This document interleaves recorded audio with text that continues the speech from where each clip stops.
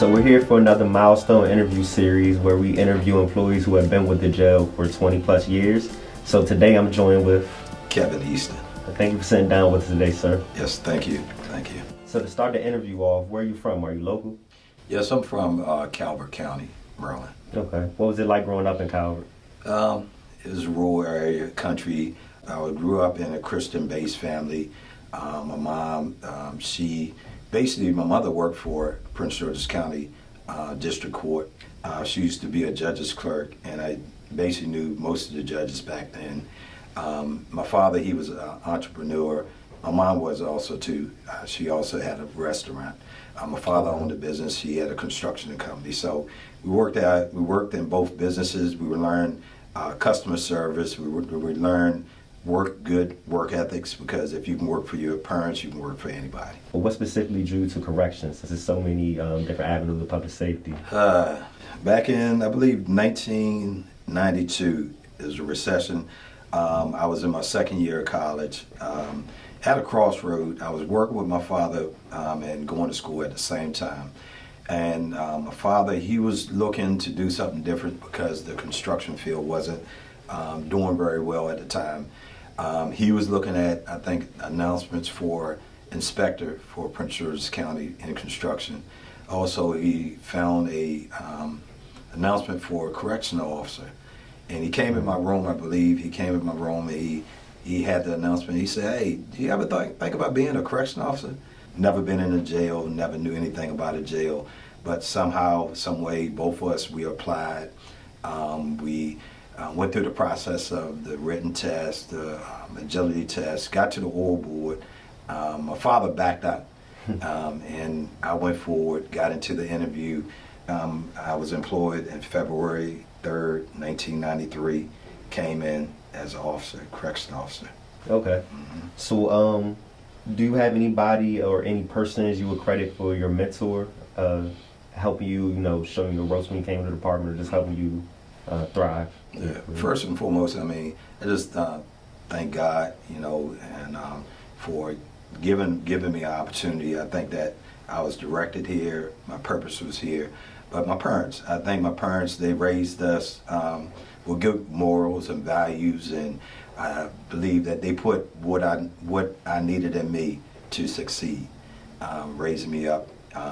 And also I'd say to my wife, she was instrumental, because as a correction officer starting out, coming in, you're young. I believe I was 24 years old. We just got married a year. And I think that coming into that corrections is stressful for both the spouse also, because you're working the different shifts. I believe that's she was instrumental too. Also, Jeffrey Logan, he was one of my first supervisors that I had, gave me an opportunity to be a supervisor. He showed me what a supervisor looked like. He showed me the patience of a supervisor. So I think that he was a great mentor. Okay, so what are some of the different positions and roles you've had as a sworn officer with the jail? As a sworn officer, I started as a correction officer. Mostly when you're a correction officer starting out, you're inside the units. Eventually, I believe I worked probably every post in the jail as an officer. I worked outside of the jail as K-9 officer for a brief moment. Also, I went to, when regional processing first started opening up, I was one of the ones one of the officers that went up to District 1 and District 3, Hyattsville and Landover. Okay. Do you have any of those are your favorite? I believe in regional processing. Okay. And why is that? Favorite. Because it gave you an opportunity to show who corrections really was. Sometimes in corrections, being a corrections officer or Department of Corrections, you're secondary to the police department. But when we got up there to work with the police department, we had a lot of respect with them. And I think that transcends because of the fact that they seen us as professionals. And then eventually down the line, you ended up going from the sworn side to the non-sworn side. So can you just explain that journey? Yes. So I believe it was in 2000. Division chief, I believe his name was T.D. Simmons. He came to me and we were talking about possibly switching over to civilian. And the first position that I held, that I worked in the first office, was pretrial investigation unit, where we did the bond hearings and worked along with the courts. From that point, I worked at home detention. It's home monitoring program now. Home detention, I was there like 2 years, worked in home detention, came back and supervised pretrial investigation unit as a 3. And from there, I worked as section chief for investigative profile section under population management. And now my current position is assistant division chief, community corrections. Okay. And then, are any of these your favorite as far as the civilian side? All the jobs I had, I just worked with great people, had great staff. This position here now, it's new. I never worked in this division, so it is broadened my horizon. It's expanding how I think, and it's connecting me more to the community. So it may be this position here. Okay. And I was actually going to ask you, what do you think is the most important thing you learned in your current position? We have individuals that's coming to work, and we're working to support our families. That's our main priority. We are working to provide for our families, and you don't know what individuals are coming to work with outside of work. So society has changed, and a lot of things is going on. So you just have to be patient. One thing I learned, you have to be patient with your staff. You have to understand your staff, and everybody is different. What do you think is some of the things that an officer either doesn't understand or takes for granted about civilian employees, and then vice versa, something that civilian employees either take for granted or don't understand about officers' job? The officers are coming in here. I know that we work along with the inmates, but the officers are spending a lot more time with the inmates, and their lives are on the line every day. They have stressful jobs, and one bad decision could bring on a lawsuit. It could create problems with the public, media. So they have to be professional at all times. I believe that they do an excellent job. Also, for the officers, what they may not know about civilians, that we actually work. You know, when I was an officer, I just used to see civilians just walking around the jail, didn't know what they, what their jobs were in the jail. But coming on this side, and I invite anybody, if you want to see how hard we work, take a trip to home monitoring program, home detention unit. Take a trip to community service program. Go down to visit pretrial investigations in the morning, classification unit. You will see that those individuals, I take my hat off to them, that they do an excellent job. What do you think is something that the average citizen doesn't either understand about incarcerated individuals or just doesn't understand about the jail as a whole? First of all, incarcerated individuals, they are people. Sometimes we forget that they are a people.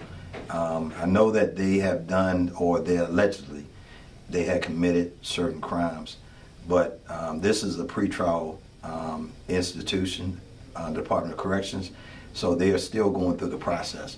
So our job is just to treat them as with the profession, make sure that they have the resources that they need, and to hopefully they are rehabilitated in the process. So looking back on your career, both the sworn side of it and the non-sworn, do you have any incidents or situations that have been your most memorable over the years, either for a good reason or a bad reason? Yes. I would say good. I remember being a young officer. I remember maybe in 95 or 96, we was probably one of the best jails in the nation, if you can believe that. We was a new generation of jail, and everybody wanted to see it. We had people coming in from foreign countries to come in to view our jail. I remember President Clinton coming, and that was an honor to have a president, because I don't believe too many presidents are visiting anybody's jails. Right. But to have him come in, to see that, to be here for that, and that was a day that it was really a big moment for our jail. So, in your opinion, what do you enjoy most about working in corrections? Get to meet a lot of great people. A lot of relationships were built. I think that corrections, because we spend so much time with one another, corrections, we really are family. You know, and sometimes as family we have dysfunction in family.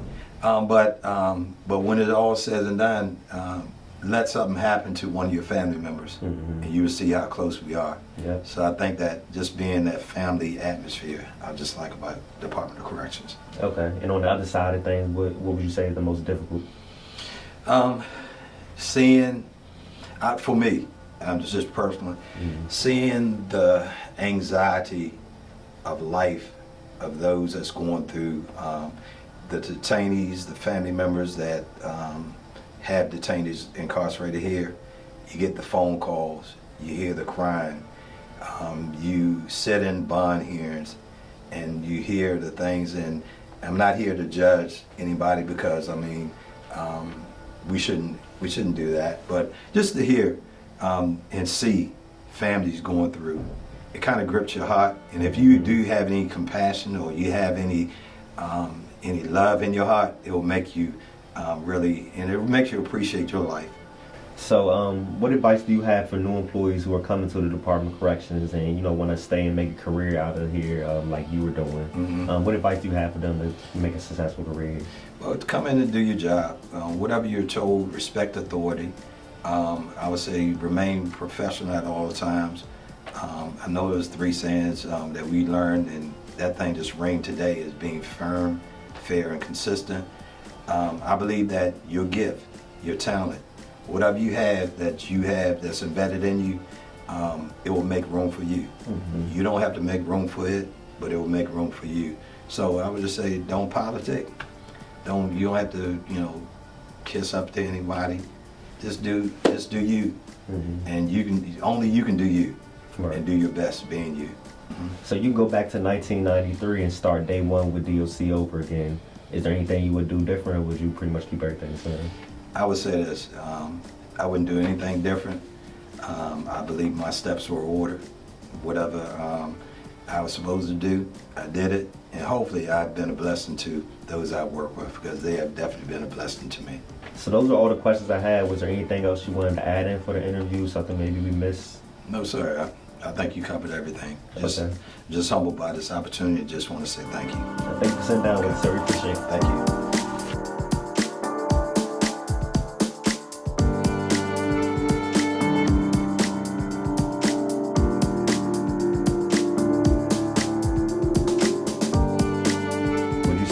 Working in the church has helped you in your career here at the DOC? Okay. Yeah. So I told my pastor this, and I didn't want to get too, biblical or whatever, but I wasn't called into the ministry. I wasn't called into the ministry until I got here, but being here helped my calling.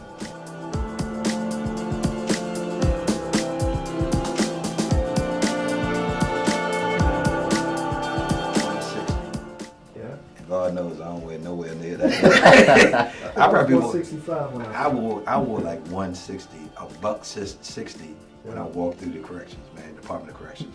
I was small, skinny. And when I look at it now, I was like, man, now my sons are like that. They're real slim. I said, man, what happened, man? The ODI. Yeah.